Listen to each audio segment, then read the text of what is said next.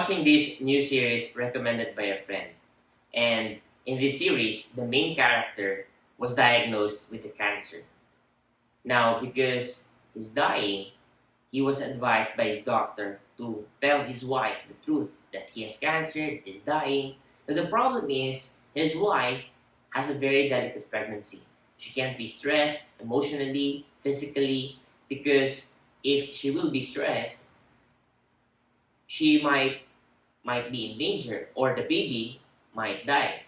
Now, he has this dilemma. He can't choose.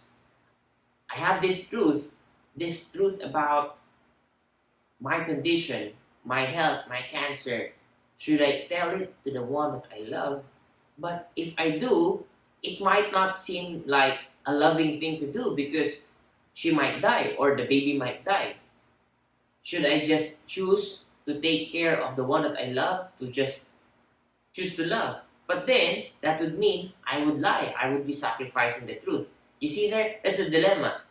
The truth or the love. It's pretty much the same thing. Like, if you found out something about your friend, and then you feel like you really have to tell your friend about this truth. But if you will tell your friend about this truth, your friend will get hurt. Now you have the same dilemma.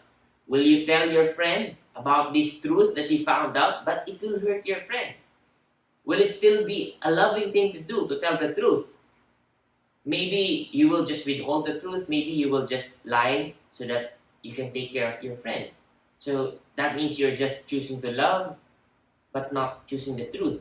Or will you choose the truth and say it to your friend, but then you will not choose love? Somehow, in these situations, it's like there's always this dilemma. Will you choose truth or will you choose love? This is the theme of the second letter of John. Welcome to day 4 of our daily Bible devotions. And if you look at the second letter of John, John wrote to the elect lady and her children. And there's so much talk about truth here. For example, in the first 2 verses already, the word truth was mentioned thrice. I will read it to you. The elder to the elect lady and her children, whom I love in truth, and not only I, but also all who know the truth, because of the truth that abides in us and will be with us forever. Check that out. Truth was mentioned thrice. But it's only because the truth here is not merely an idea. It is a person. Why did I say that? If you check verse 9, everyone who goes on ahead and does not abide in the teaching of Christ does not have God. Now the word abide here was applied to Jesus Christ, wherein in verse 2, the word abide was applied to the truth. And if we consider that it was actually John who wrote this, and it was recorded in the Gospel of John, in John chapter 14, verse 6, wherein Jesus said that, I am the way, the truth, and the life.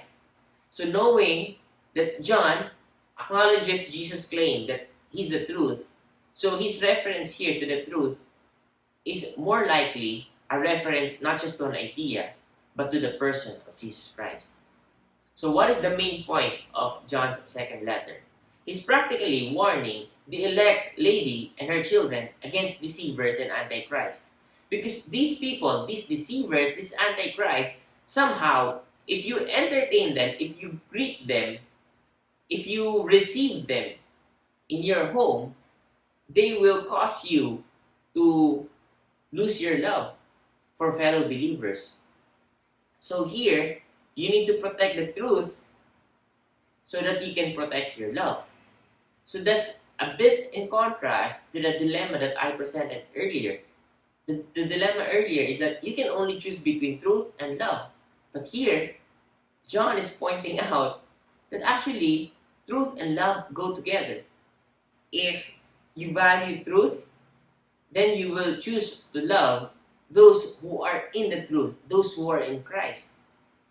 Because if you entertain other people who do not love the truth, it will cause you to lose also your love. That leads us to the principle that I want us to meditate on. It's this: love and truth go together. One cannot go without the other. Again, love and truth go together.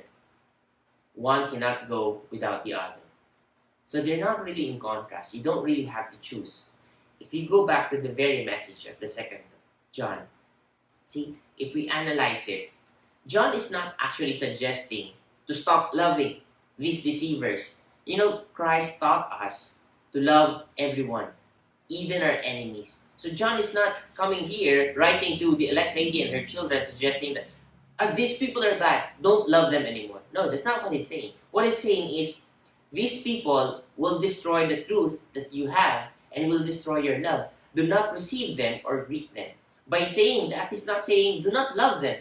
What he's trying to say is do not receive them, meaning do not agree with them. Because the moment you allow them in your home, that means you're taking part in what they're doing. You're taking part, you're agreeing in what they're trying to do. You can't do that. See, when you're in the truth, you remain in the truth. That does not mean that you will not entertain others, but that you will not agree with them.